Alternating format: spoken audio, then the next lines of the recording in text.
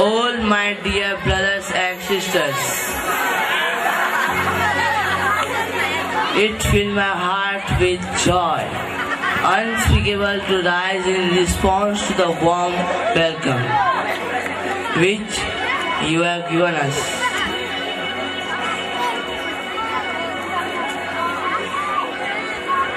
I thank you in the name of the most ancient order of monks in the world.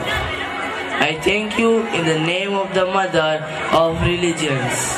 And I thank you in the name of the millions and millions of Hindu people of all classes. I am proud to belong to a religion which has taught the world about tolerance and universal acceptance.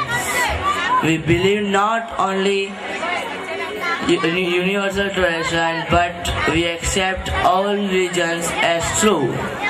I am proud to belong to a nation which has sheltered the persecuted and the refugees of all religions and all nations of the earth. Thank you, Jai Hind.